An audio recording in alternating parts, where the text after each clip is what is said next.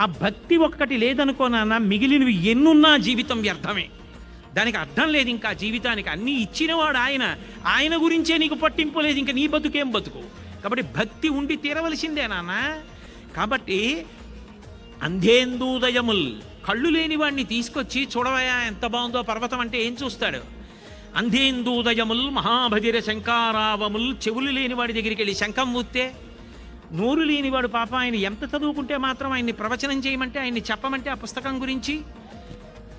అలాగే నపుంసక వధూకాంక్షల్, కృతఘ్నావళి బంధుత్వంబులు, చేసిన ఉపకారం మరిచిపోయేటటువంటి వాడికి ఎంత ఉపకారం చేస్తే మాత్రం అటువంటి వాడితో బంధుత్వం ఉంటే వాడు తిరిగి ప్రయోజనం ఉందని చెప్పుకుంటే తెలుసుకున్నావా? వీడిని అన్నుల నీరు తాడు భజకంప సమేతుడు కాడుపూవరా, కత్తులు పట్టుకొచ్చి శూలాలు పట్టుకొచ్చి పొడి చేస్తుంటే అందులో కూడా భగవంతుణ్ణే చూసి నవ్వుతూ నమస్కారం చేస్తూ నిలబడిపోతాడు తప్ప కందుల వెంట నీరు కార్చడు, బెంగపెట్టుకోడు, భయపడడు.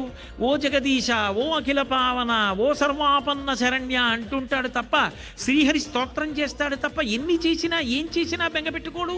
అంత కరడు కట్టిన భక్తి.